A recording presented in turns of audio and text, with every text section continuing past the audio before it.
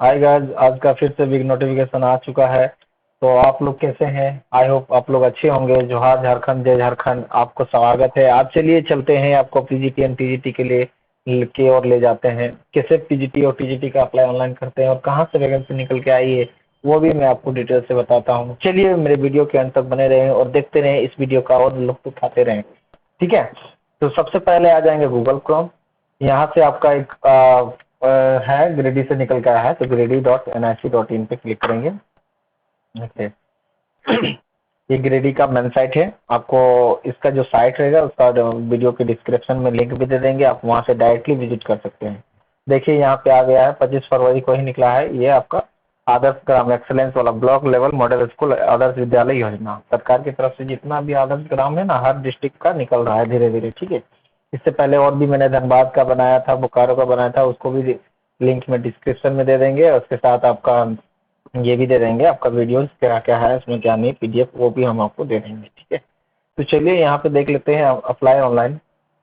ठीक है, apply online है, इस पर क्लिक करेंगे। ओके,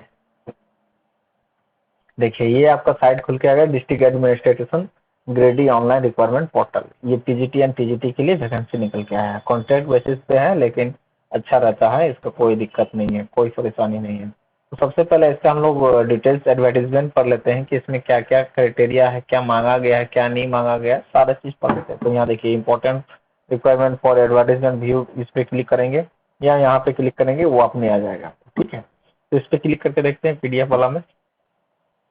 देखिए ये आ गया, झारखंड शिक्षा परियोजना गिरिडीह विज्ञान भवन झंडा मैदान गिरिडीह। ठीक है, अब आदर्श विद्यालय योजना अंतर्गत जिले के उत्कृष्ट विद्यालय में स्कूल से एक्सलेंस एंड प्रखंड स्तरीय आदर्श विद्यालय संविदा आधारित शिक्षा का चयन तो आवश्यक सूचना। ये सूचना आपको दिया गया है, और जो आदर्श विद्यालय जितने भी हैं गिरिडीह क्षेत्र के, उस क्षेत्र में जितना भी आपका आदर्श विद्यालय है उसका लिस्ट भी दिया जाएगा, और लिस्ट के अनुसार आपका सब्जेक्ट वाइज दिया गया है कि कौन कौन सब्जेक्ट में कौन कौन कैटेगरी में कितना कितना सीट है, सारी चीज दिया हुआ है। देखिए टीजीटी का दिया हुआ है, टीजीटी एंड पीजीटी का दिया हुआ है, देखिए यहाँ पे। तो साल हम यहाँ पढ़ लेते हैं पहले क्या मांगा है।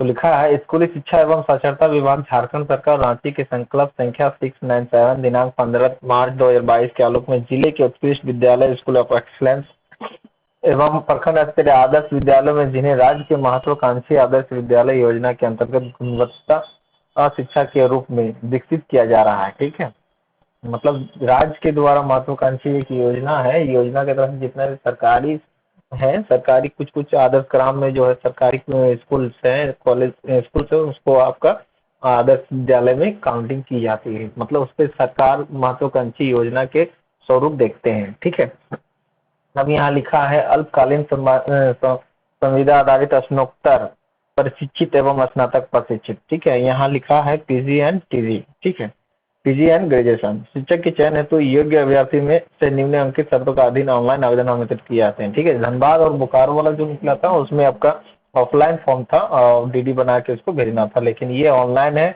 और इसको डीडी बना के यहाँ पे सबमिट करना पड़ेगा। ठीक है, तो कैसे करेंगे वो भी बताएंगे, फॉर्म भर के आपको बताएंगे कि कैसे कैसे भरना है, कैसे नहीं भरना है। ठीक है, तो देखिए यहाँ लिखा हुआ है टीजीटी एंड पीजीटी का सब्जेक्ट दिया है हिंदी में, टोटल 15 सीट है, जनरल में 8 है, बीसी में 2 है, एमबीसी में 2 है, एससी 2 है, एसटी 1 है।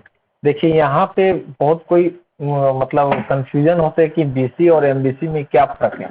तो बीसी 2 वाले जितने भी कैंडिडेट होते हैं, बीसी 2 वाले, ध्यान रहे, बीसी 2 वाले जितने भी कैंडिडेट होते हैं वो डालेंगे बीसी में। ठीक है, और एमबीसी में जितना बीसी 1 में आते हैं वो सारे डालेंगे एमबीसी में। ठीक है, बीसी 1 वाले जितने कैंडिडेट हुए ओबीसी में, बीसी 1 जितना कैंडिडेट है वो एमबीसी डालेंगे, और बीसी वाला जो है जो बीसी 2 में आते हैं वो बीसी में डालेंगे। ठीक है, इसमें कंफ्यूजन नहीं करना है, बहुत कोई कंफ्यूजन हो जाता है कि हम एमबीसी में आते हैं या बीसी में आते हैं, यही गलती कर देते हैं जो फॉर्म आपका रिजेक्ट होने का संभावना होती है। ठीक है, ऐसा गलती ना करें, ताकि कुछ भी गलती हो तो डिस्क्रिप्शन में आप कमेंट करें, कमेंट के अनुसार हमें आपको सलाह देंगे, राय देंगे, उसके अनुसार आप फिलअप करेंगे तो आपका रिजेक्ट नहीं होगा।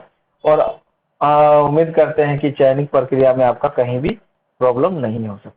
ठीक है, देखिए यहाँ सब्जेक्ट वाइज दिया, हिंदी, इंग्लिश, संस्कृत, गणित, भौतिक, जीव विज्ञान, रसायन, इतिहास, नागरिक, भूगोल, अर्थशास्त्र, ज्ञान, शारीरिक शिक्षा, उर्दू, फारसी, बांग्ला, संथाली, खोटा, संगीत, सबका सारा चीज का दिया हुआ है वैकेंसी के कितना कितना है। इस पीडीएफ को हम डिस्क्रिप्शन में भी दे देंगे, वहां से डाउनलोड कर लेंगे, आप पढ़ लीजिएगा। आपका कभी फॉर्म भरने से पहले अपना नोटिफिकेशन जरूर पढ़ ले कि क्या क्या मांगा गया, क्या क्या क्राइटेरिया है, कैसे ऑनलाइन करना है, कैसे क्या मांगा गया, सारा चीज इसमें दिया गया है। ठीक है, उसको आराम से पढ़ के ही आप फिलअप करें, तो आपको भविष्य में कोई प्रॉब्लम ना हो या फॉर्म भरने में कोई कठिनाई ना हो।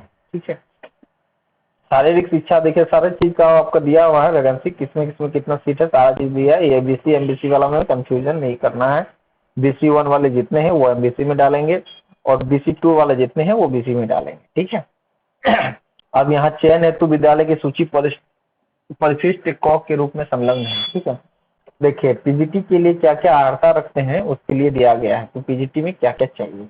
तो राज्य सरकार या केंद्र सरकार या विश्वविद्यालय अनुदान आयोग द्वारा मान्यता प्राप्त संस्था से संबंधित विषय में जिसने चयन होना है उसमें आपका 50% अंक का होना जरूरी है। मतलब ऑनर्स पेपर, जो ऑनर्स पेपर से आप किए हैं उस ऑनर्स का पेपर का यहाँ पे 50% मार्क्स होना चाहिए जनरल, ओबीसी, ईडब्ल्यूएस के लिए। लेकिन ईडब्ल्यूएस का यहाँ कोई जिक्र नहीं है, जनरल डायरेक्ट है। ठीक है, ईडब्ल्यूएस नहीं डालना है, कोई अपने से दिमाग नहीं लगाना है। जनरल लिखा है तो जनरल, ईडब्ल्यूएस लिखा रहता है तभी आप ईडब्ल्यूएस डालते हैं। ठीक है, यहाँ फिर लिखा गया है, देखिए प्राप्त संस्था से संबंधित विषय चयन में न्यूनतम 50% है जनरल एंड ओबीसी के लिए, एंड SC ST यानी अनुसूचित जाति SC एवं जनजाति के लिए 45% अंक के साथ स्नातक डिग्री होना चाहिए। ठीक है, इसमें ये नहीं बोला गया है कि बीएड, यहाँ पे लेकिन कंफर्म नहीं किया कि बीएड, लेकिन बीएड चाहिए। देखिए यहाँ इस पेज में नहीं, लेकिन इसमें नीचे वाला में लिखा है साथ ही मान्यता प्राप्त शिक्षण संस्था से बीएड अथवा राष्ट्रीय अध्यापक शिक्षा परिषद द्वारा बीएड का समक्ष घोषित डिग्री होना चाहिए।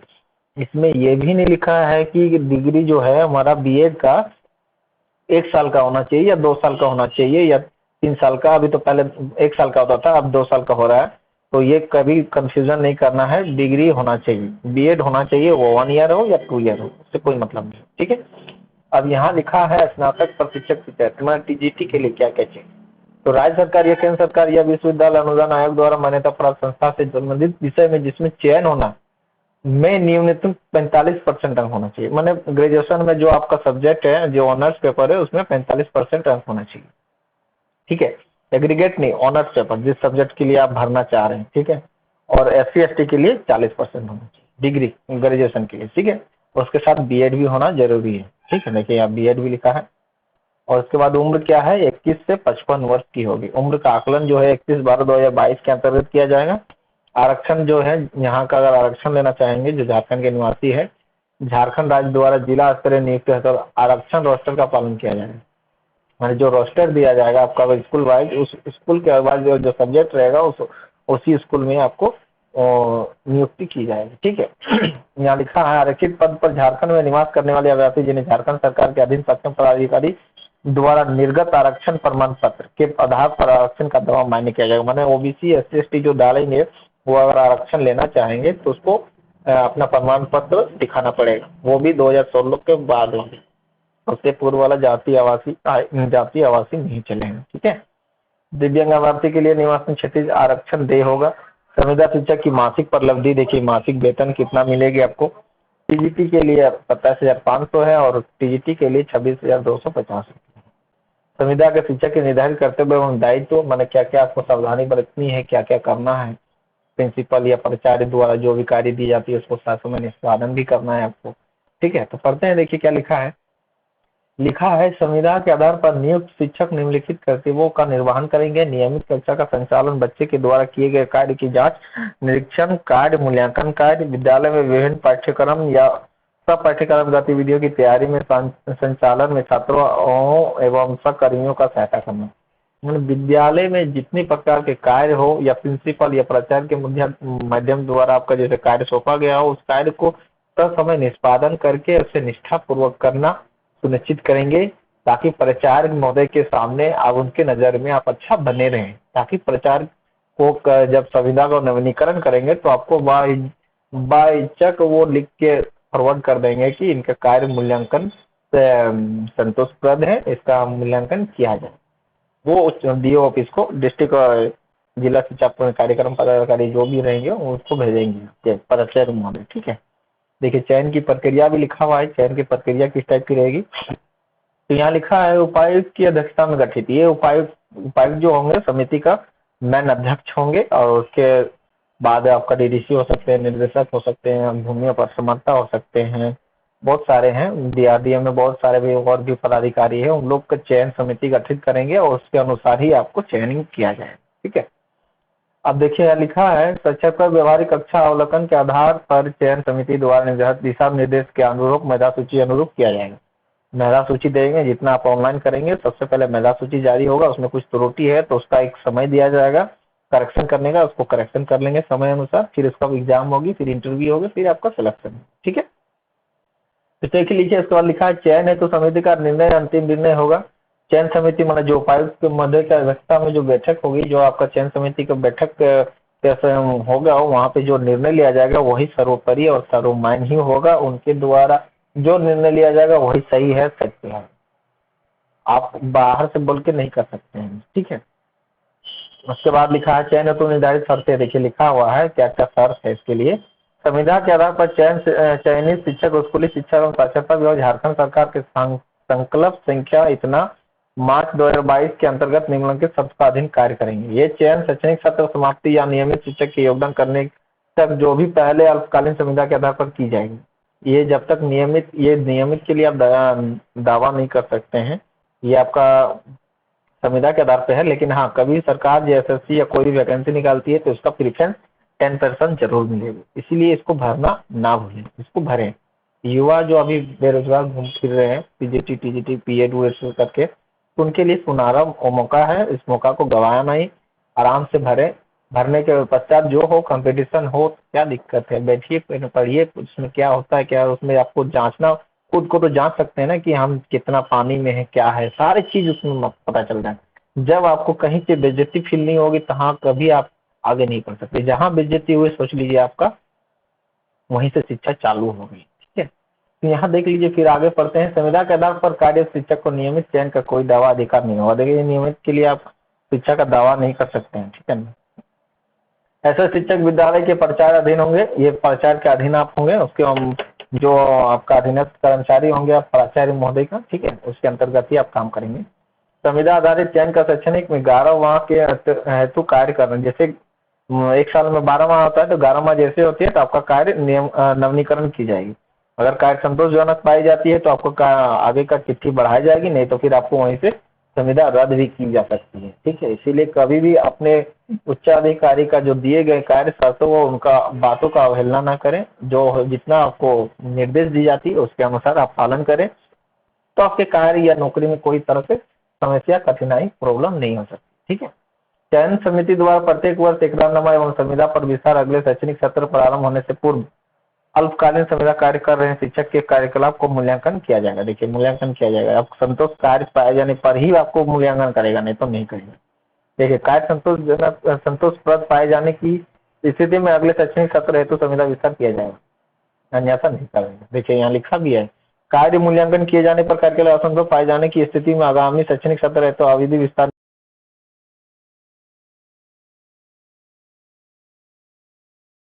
तदनुसार संबंधित रिक्त पद पर चयन समिति द्वारा पुनः विज्ञापन निकालकर बीज प्रक्रिया को चयन करवाई की सकती है। अगर उस पद को खाली हो जाएगा तो फिर से विज्ञापन निकाल के फिर से चयन प्रक्रिया चालू कर देंगे। ठीक है, आवेदन पर करने की प्रक्रिया देखिए लिखा हुआ है, आवेदन ऑनलाइन भरा जाएगा। ऑनलाइन आवेदन एनआईसी गिरिडीह के वेबसाइट पर जाकर भरा जा सकता है। अंतिम तिथि के बाद आवेदन पत्रों को किसी परिस्थिति में विचार नहीं किया जाएगा। ऑनलाइन का जो है वो समय निर्धारित की गई है, निर्धारित समय के अनुसार ही होगा। ये दिनांक देखिए ऑनलाइन 27 फरवरी को ही हो गया है और ऑनलाइन आवेदन की अंतिम तिथि 15 मार्च है। और इसको जो प्रिंट निकलेगा आपका जो ऑनलाइन करने के बाद उसको आपको आप कार्यालय ये झारखंड शिक्षा परियोजना गिरिडीह कार्यालय सूचना पर देखा जा सकता है। देखिए वो तो देख सकते हैं, लेकिन वहां भेजना है आपको यहीं पर जिला, देखिए यहाँ पे आपको भेजना है। आप विज्ञान भवन है झारखंड शिक्षा परियोजना गिरिडीह विज्ञान भवन झारखंड, इतना इसमें आपको भेजना होगा ऑनलाइन। ठीक है, आप देखिए यहाँ पे क्या लिखा है, फिर आगे पढ़ते हैं। चयन है तो विस्तृत विज्ञापन आवेदन के वेबसाइट पे इतना गिरिडीह पर देखा जा सकता है, आप ऑनलाइन वहां से कर लेंगे। उसके बाद डिमांड ड्राफ्ट पहले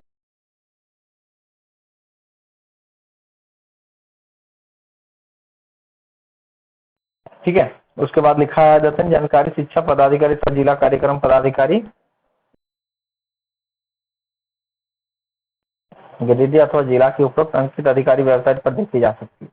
अभ्यर्थी दायित्व होगा कि वह नियमित रूप से अवलोकन करते हुए चयन संबंधित जानकारी प्राप्त कर लें। जितना भी आपका सूचना, एग्जाम, एडमिट कार्ड जो भी होगा सारा चीज आपको गिरिडीह.nic.in पे मिलेगी। देखिए उसके बाद लिखा है 9 नंबर पॉइंट पढ़ते हैं। चयन है परीक्षा है तो शुल्क 100 रुपया होगी, परंतु अनुसूचित जनजाति और जो SC/ST लोगों के लिए है वो 50 रुपया होगी। आवेदन शुल्क cross demand draft bank checker जिला शिक्षा पदाधिकारी तथा जिला कार्यक्रम पदाधिकारी गिरिडीह के पद के नाम से पेबल होगा। ठीक है, इस टेबल के नाम से आप डिमांड ड्राफ्ट बनाएंगे। गिरिडीह में स्वीकार किए जाएंगे। आवेदन के ऑनलाइन भरे गए आवेदन पर प्रिंट आउट लेकर डिमांड ड्राफ्ट, चेक, शैक्षणिक प्रमाण पत्र, जितना भी आपका डिमांड ड्राफ्ट हो ऑनलाइन जो प्रिंटिंग ना वो जाति आवासीय अगर है तो आरक्षण के लिए तो वो भी डाल के और जितना क्वालिफिकेशन डालेंगे सारे चीज को आप अटैच करके और उसमें सेल्फ साइन करके सेल्फ अटेस्टेड करके स्पीड पोस्ट के माध्यम से भेज सकते हैं। ठीक है, ठीक है। परियोजना गिरिडीह कार्यालय निबंधित डाक के माध्यम से भेजना अनिवार्य होगा। देखिए इसके बाद यहाँ भेजना है झारखंड शिक्षा परियोजना गिरिडीह के कार्यालय में निबंधित डाक के माध्यम से भेजना अनिवार्य। 20 तारीख को लास्ट भेजना है, 5 बजे के बाद आपको स्वीकार नहीं किया जाएगी। ठीक है, उसे 19 तारीख को ही भेज दीजिएगा ताकि जिसको पहुंच जाए। ठीक है, और स्पीड पोस्ट कर दीजिएगा, सही रहेगा। आवेदन नहीं प्राप्त होने पर अभ्यर्थी का दावा मान्य नहीं होगा। पात्रता लिखा हुआ है कि चयन परीक्षा में बैठने की अनुमति पूर्णतः उपलब्ध होगी। परीक्षा के लिए प्रवेश पत्र निर्गत नहीं किया जाएगा। ठीक है, और यह प्रमाणित करता है कि अभ्यर्थी विज्ञापित पद पर चयन हेतु निर्धारित पात्रता पूरी करते हैं।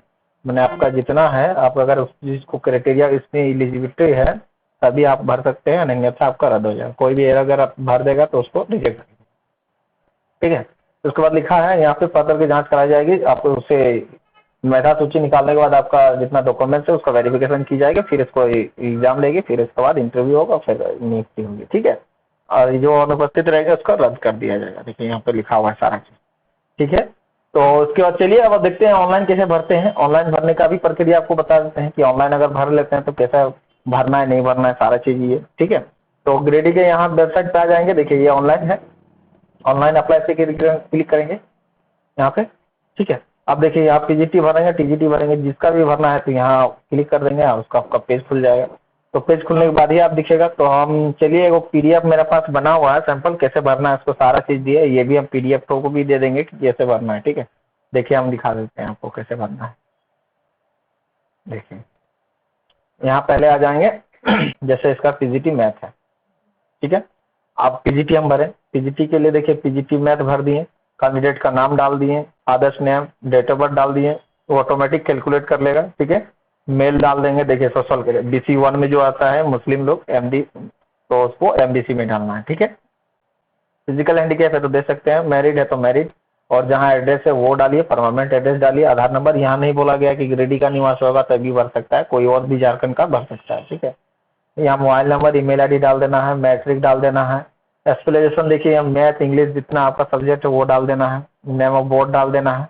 वहाँ ड्यूरेशन ईयर देना, 12 मंथ का होता है 12 मंथ डाल दीजिएगा। मार्क ऑप्शन कितना, इतना 500 में इतना आया है तो कितना परसेंटेज ऑटोमेटिक ले लेगा, पासिंग ये है। जैसे यहाँ टोटल इसका क्वालिफिकेशन दिया है, इसका भर लेना है। उसके बाद प्रोफेशनल क्वालिफिकेशन में बीएड डालना है। बीएड का कहाँ से मैथ है, झारखंड एकेडमिक काउंसिल से है तो ठीक है। कितना मंथ का था, 24 मंथ का, 24 या ईयर हुआ तो ईयर लिख दीजिएगा, लेकिन यहाँ मंथ ही लिखा है तो 24 मंथ कर दीजिएगा। ठीक है, ऑप्टेन दीजिए, टोटल मार्क्स इतना परसेंटेज हो रहा है। ठीक है, उसके बाद अगर वर्क एक्सपीरियंस है तो डाल दीजिए, यहाँ पे कॉन्ट्रैक्ट पे कहीं काम कर रहे तो वो डाल सकते हैं। उसके बाद जो डिमांड ड्राफ्ट यहाँ देखिए, are you thought English and Hindi both, yes, English and Hindi दोनों जानते हैं। कंप्यूटर नॉलेज भी है, यस, तो यहाँ यस कर देना है। और यहाँ डिमांड ड्राफ्ट जो है आप बैंक जो बनाएंगे उसका बैंक, यहाँ चेक का नंबर, बैंक ड्राफ्ट का नंबर, यहाँ अमाउंट और यहाँ जिस डेट को कहीं सेव। उसके बाद यहाँ क्लिक करेंगे, उसके बाद सेव एज ड्राफ्ट पे क्लिक करेंगे। उसके बाद ये फॉर्म आ जाएगा आपका पूरा सारा। इसका फॉर्म प्रीव्यू आ जाने के बाद आ जाएंगे फाइनल सबमिट पे। अगर कहीं त्रुटि है तो एडिट कर सकते हैं और फाइनल सबमिट करेंगे तो आपका फाइनल हो जाएगा। फाइनल सबमिट करने के बाद फिर यहाँ आपको दिखेगा सारा चीज। फिर उसके बाद आप यहाँ कंफर्म पे क्लिक करेंगे, फिर अपडेट कर देंगे।